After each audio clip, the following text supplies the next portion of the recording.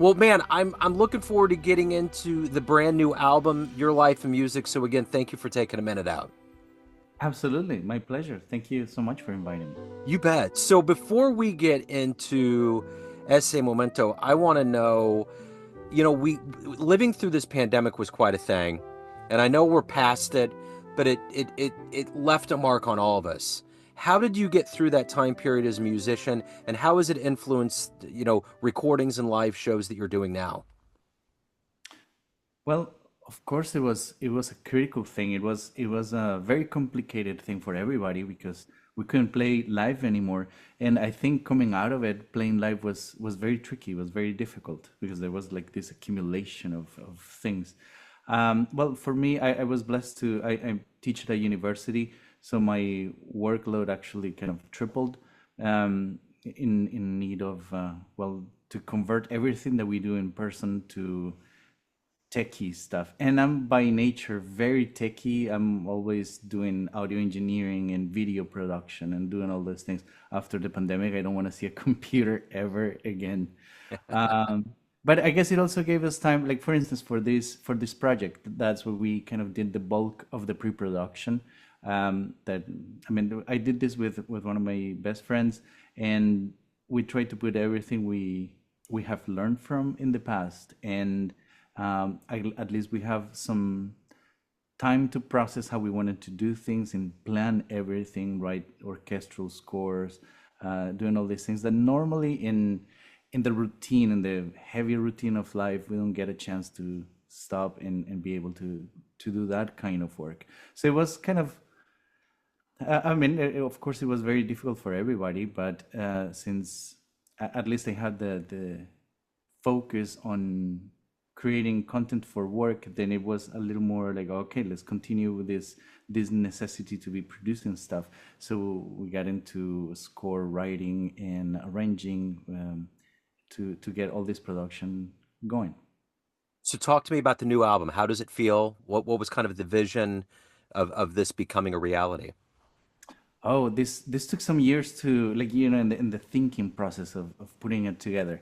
So this is a collection of Central American boleros, which is country music that was born in Cuba and Mexico, and but they were tunes that were so popular all over Central and South America. Anywhere where you could get a radio on, you would listen to this song. So our grandparents and parents grew up listening to this music. Therefore, I grew up listening to this music. And with one of my best friends, Sergio Pamies, um, he grew up in Spain. I grew up in Colombia, but we both, because of our parents, we listened to the same stuff. So after doing multiple recording projects together, different CDs for other people, we at the end of a project we would always say like, oh, you know what would be cool to do a CD of boleros. And I'm a classical, at least my training is classical flute. For my friend is jazz performance and arranging. And so the curious thing about boleros is that is a type of music that combines just about everything in a sophisticated way. So it has poetry in the lyrics. It has lyricism in the melodic lines. It's very, very beautiful. That's why we don't need lyrics, and that's why I can play it. But it also has all the harmony of jazz, and by tradition, this is music that started with guitars and like very, very simple stuff, guitar and voice. But now it can grow into lush orchestrations and rhythm sections and all these things. So it was like the right vehicle for us to put everything in one place. So what are you hoping the listener gets from this album? I hope they get something refreshing in terms of, for classical audiences, like people who listen to classical music, they are gonna find the performance as a classical player with an orchestra and these kinds of things, but with fun rhythms, very hopefully attractive rhythms that we have like plenty of percussion. In some tracks we have like over 40 percussion tracks going on, and that is accessible. That is the other thing. That melodies that can be accessible. So for jazz listeners, these are well, there's a little bit of everything for everybody. So there's a little bit of jazz, not too much. There's the production, I guess, vision of the 21st century. The songs are kind of short, are short and sweet. Well, they kind of match what was going on about 100 years ago with the arrangements by Nelson Riddle and, like all the Yeah. Frank Sinatra kind of things. Yep. So there's some lushy things that in 3 minutes we're done. Yeah. Uh, and so I think well, we just want the listeners, if they're not from Latin America, to be able to be familiar and maybe get a little peek at what happens in South America and Central America, and for us to be able to export our music to audiences that go beyond well, the language barrier. So this is instrumental music, so perhaps it can appeal to listeners in other cultures. So take me back to your roots, your beginnings in Colombia, and how you picked up the flute and how you transitioned from that classical training into jazz. Oh, sure. So I grew up in Bogota, Colombia, and I started school there. Well, music school, that was after high school. We didn't have a music program before that. And so as I was studying classical music, which was the only thing at the time that we could study, I was playing in restaurants, traditional Colombian music. Then in bars, I was playing salsa. And, to make a living in the weekends, I was playing serenades with different groups. So it was, even though it was classical music, it just seemed like it was studying music all over the place. Then I would go to church, and I this was at the very very beginning, that I show up with my flute at church, and the person in charge of the music would be like, okay, cool, you do the intro and the middle part. Like, okay, I just assumed that's how it worked. So, and I guess it is how it works. So I had to make up my melodies and like kind of put everything I was learning at school with theory and things like that, like immediately into it. So it was kind of like a rapid mixture of growing up with classical music, but also salsa and folkloric music. Then I moved to the US, and I was a military musician for 10 years. And I was hired to play classical music, but I was always playing with the jazz combo. And it just seemed like jazz is the welcoming element, the welcoming music in any town you go. And is just, I don't know, at the time, this was maybe 20 years ago, it was the thing to go to a local um, venue, and the musicians were like, yeah, come on and play a tune. And that's how you get to make friends. And so I don't, it seemed like jazz was a welcoming genre. And so that's kind of how one thing got into another, and they've kind of been intertwined since. I love that notion of it being welcoming because it really is. I've never heard that before, but it really is a genre that welcomes both fan and musician in. And I know in Kansas City, we've really cultivated a good culture of really building the musicians up and just having that kind of that friendly environment around the music. Yeah, and that is open for humans to come and like, okay, what do you have? What do Yeah, you want to say with this? I mean, like otherwise, and it's not to anyone's fault, but if you come and see, let's say, a string quartet playing Mozart, they're not gonna say like, hey, come and join. yeah. There's no more parts, and all the music is written. There's nothing else to it.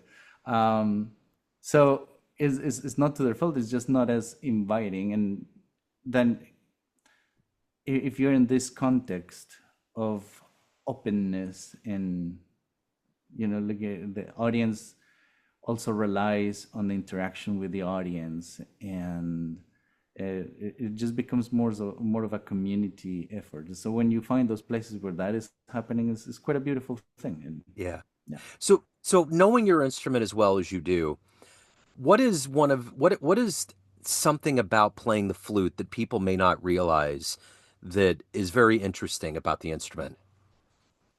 Hmm. What we may not realize, I don't know, that's a tricky one. In flute has been a very interesting path,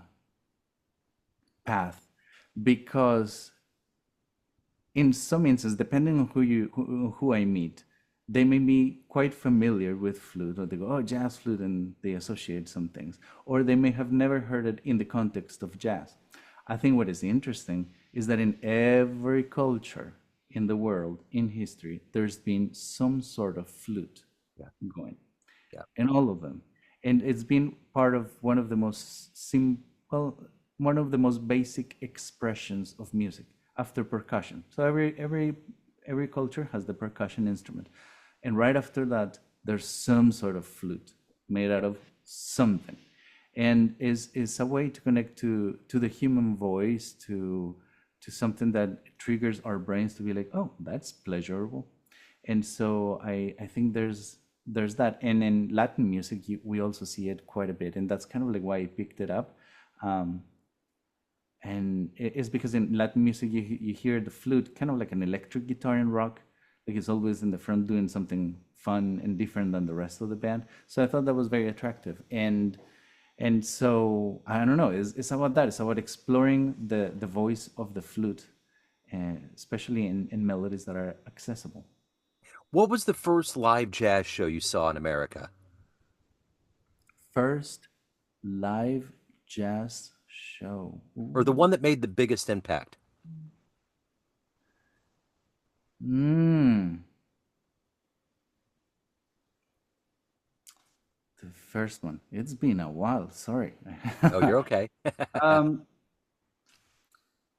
well, more than live, but there were definitely incredible uh, impression was when I discovered a DVD of Bella Fleck and the Flecktones. I could not stop looking at that. Like that kind of marked me big time. That was definitely something. And the experiences that I have in jazz, they were more with local, not famous musicians, but like local people.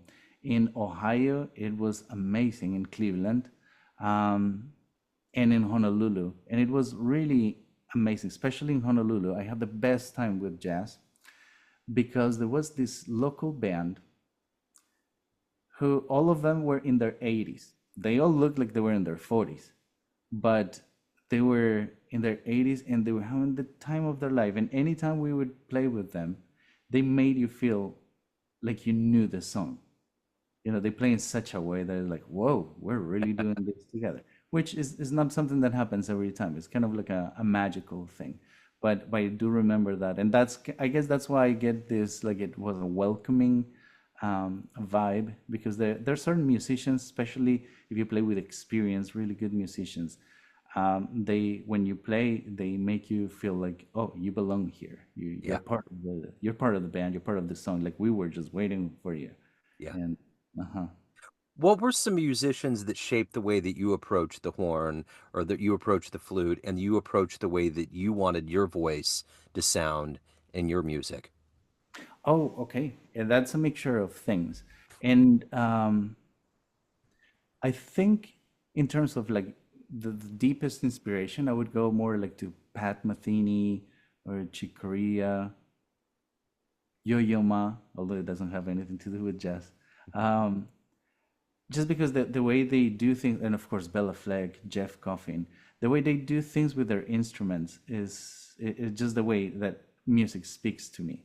After that, or after, I don't know, as part of that, of course, I grew up listening to Hubert Laws and Dave Valentin, Nestor Torres. And so that definitely created also an impression like with their music, with what they would do with their vocabulary and the instrument, the mastery of the instrument. Orlando Valle, maraca, Cuban flutist. I mean, it's just remarkable what they would do.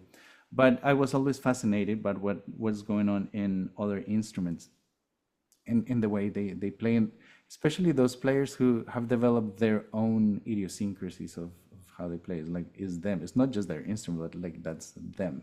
So Yeah. that has always caught my attention. Right when the pandemic began, I moved to a suburb in Kansas City, Lee Summit, and that's the hometown of Pat Metheny. So, yeah. And it's interesting, the summer behind the American Jazz Museum, which is on 18th and Vine, a very historic area, there was a concert and there was all these people. I saw an aerial. I was like, who's playing there? Yo-Yo Ma did a free concert this summer behind the American Jazz Museum, and I wish I would have known. I would have loved to have caught him live. Oh, yes. You know, it would have been amazing. Oh, there are certain things that you want to experience, that we want to experience where while they're around. Oh, Yeah. yes. Yeah, it would have been wonderful. So let me ask you this. What is the motivation for you every day to wake up to make this music? To be a musician? What do you like the best about being a professional musician? Every day is a discovery. And is I think what I find really fascinating about this profession is that it is like a constant search for pretty much for you. I mean, it sounds very metaphysical and things, but I I found that the deeper I got in my earlier years into French music, it seemed like I was finding a French side to my French side. And then when I'm doing something that is, let's say, Latin jazz, I feel like, oh yes, like this is my Latin part of it. And doing this process of like doing the boleros, it's like, okay, I'm getting now deep into this kind of music that is not boleros are is very romantic music, and romantic in the sense of like pure romance. It's all about love and dedication, like I'm gonna dedicate my life, or I don't know in what moment I fell in love with you. All these lyrics, all the essence of the music is mature love, is not young love. And so for me right now, it's like, okay, I guess I'm not that young anymore if I'm really getting into this. Because the way of feeling the music is also changing. The way I'm phrasing is changing. So the pursuing this profession is kind of like a way of growth, the perception of growth and maturity, and like, okay, how I can evolve into learning more about this, learning more about that, and how is this a part of me, and then start to see how everything kind of comes together, everything. And since I do quite a bit of teaching, then I start to see that in my students, and I kind of remember how my teachers were when I was in, 25 years ago or so. And so it's a full circle that continues to grow, and every day that I'm learning something new, that it becomes a part of me, it's like, oh, I was missing this. How could I have gone through like up to this point and not know that? Oh my goodness, I need to keep going and like try something else and try something else. So it's like this constant discovery. I think that's a major part of waking up in the morning and like, ooh, will I learn something? Like, what will it happen? Like, I was actually playing last night, practicing something very, very simple, trying to stay in shape. And it's like, oh, I finally understood this that someone was trying to teach me like 15 years ago. These things happen all the time. So it's kind of gratifying to see like, ooh, maybe in 15 years I will learn, I will understand what is happening now. Maybe, hopefully. Yeah, for sure. Well, that's an interesting segue into my next question. Being a learner, you're teaching the youth, the next generation. And based on all this experience and mature love that we all get to in our lives, what are you ultimately trying to teach the younger generations? It may seem like we're starting the flute, but I think it can get a little deeper. And it's about like, well, continue that discovery and to try to figure out with my students, try to figure out what is it that we want to do as human beings, and what is going to be our contribution to society and our growth. And that's one of those beautiful things about music, and one of the reasons this subject should be universal. As in, like everyone, even if they're not musicians, I do believe that we should get some of this because it opens your mind, it opens your brain to different possibilities. If you're very intellectual, it can definitely get you into like thinking quicker, like thinking within a timeline. Not at your pleasure, but like right now, we're gonna get all our gears in place. But also, if you're into the creative aspect of things, how can we push the boundaries? How can we stay within like learn some structures and then go a little deeper and break them a little bit. So it is about that, about developing that wanting to do. Like most students come and like, okay, teach me. It's not that they really know what they want to learn. Like they're like, okay, you're the one who knows, so show me. Yeah. And it's such a crazy responsibility because it may seem like, oh yeah, let's learn scales or let's learn, I don't know, etudes or pieces. But if we take this advantage, the advantage of these possibilities, we can go a lot deeper. And I think music is the perfect vehicle to decipher those things. So sometimes people will not stay in music and they will move on to do other things, and that's completely fine if they can cultivate what we do in music. Let's say if you play in a band, you become really good at teamwork, at Yeah. relying on others, being patient, being tolerant. If you play in an ensemble, you become very disciplined. You know how to go with the leader and support a vision. I mean, there are all these things that are quite amazing. So it's just the beautiful thing about education, that opportunity to help shape the path for someone to develop their vision of life. So everyone out there has a perception of you, family, friends, fans, students, colleagues, but you run the show. What's your perception of you? Who do you think you are? Mm, talking about getting deep. Yes, the therapy question. Uh, well, I'm in a couch a lot. That's right. See, it's perfect. Well, I would hope is someone sincere, that they can find someone sincere with things to say, and more than things to say, with a way of saying it. And I think that's what I'm discovering in life, um, is that maybe there's a certain way that I say things. Let me go at it this way. I moved into the US when I was 21, and to speak a language that is not my own was tragic. I couldn't be funny. I couldn't be even understood. Not even funny. I just couldn't say anything without people laughing. And so developing a voice where I'm like, okay, this is my voice. This is how I say things, whether it is in the language or in life or in music. I think I'm at the point where I'm discovering, like, okay, this is the way that I want to do things. This is the way that I want to say things. So I think right now I would like to be that person that they know, like, oh, okay, there's a concrete version of Daniel, and he is a human being who expresses in this way. And that's what I'm going for. So the brand new album, if anyone wants to pick up a copy that will benefit you the most, maybe catch you live, any of the good business in your world, where can they go? Oh, they can certainly find all the information in my website, which is my name, danielpardo.com. Okay. And that's where I have everything. There are videos, there's all the audio stuff, there's links to everything, there's stories, and yeah, everything is there. I love it. Daniel, so great to meet you, sir. Thank you for your story. Thank you for your Thank you. time. Have a great holiday season. Oh, thank you very much. You too.